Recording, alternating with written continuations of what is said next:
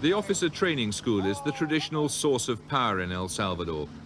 Already, there are dark rumors of a coup if the reforming Duarte wins. The loyalty established among brother officers here is the strongest bond in the country. It was here that El Salvador's most disturbing politician took the military's traditional role one step further.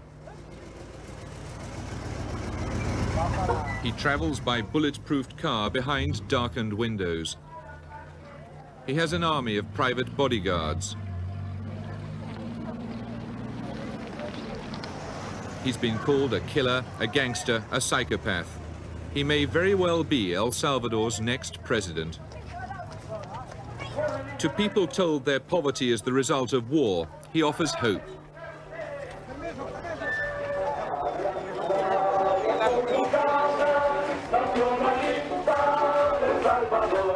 Backed by many of the rich, exiled members of El Salvador's ruling class, Major Roberto Aubuisson has come from the shadows to emerge as the country's new strongman, a man whose solution to the problems of El Salvador is to liquidate the communists.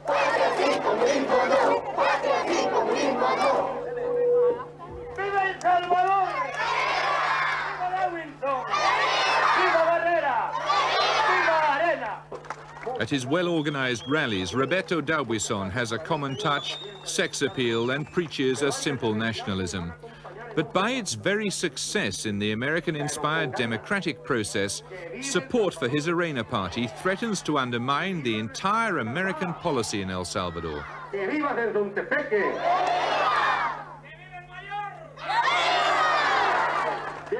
Because, according to those who know about El Salvador, Major Aubuisson is more than a politician. He's also an organizer of the death squads.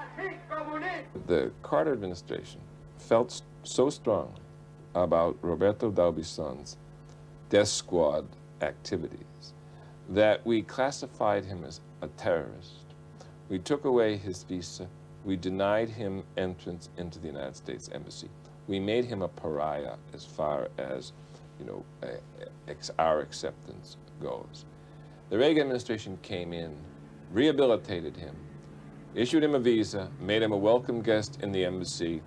He was constantly being entertained by our high-ranking visitors. In a very real sense, the Reagan administration created Roberto Aubuisson, the political leader.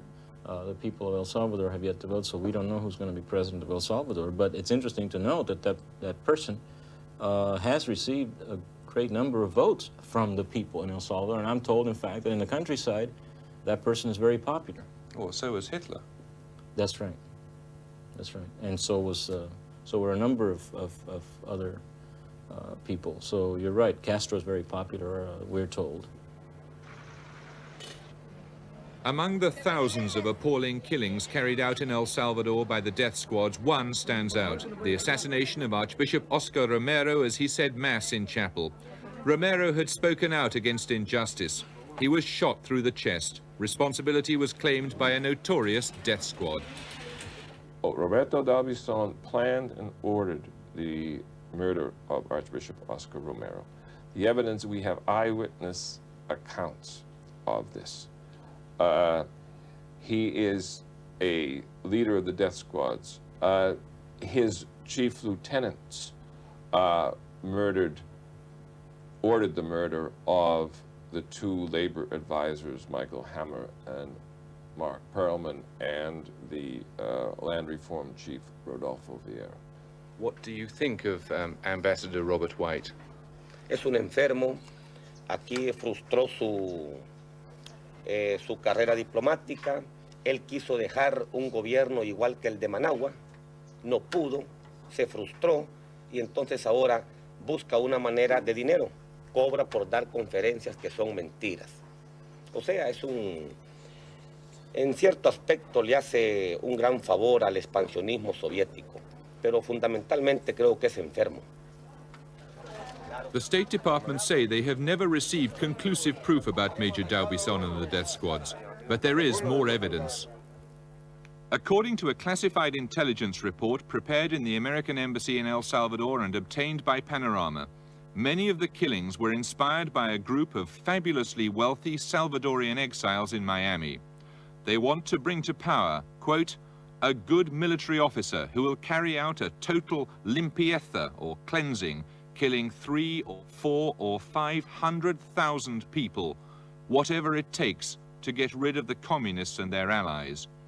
The document states that they organize, fund and direct death squads through their agent, Major Roberto d'Aubuisson.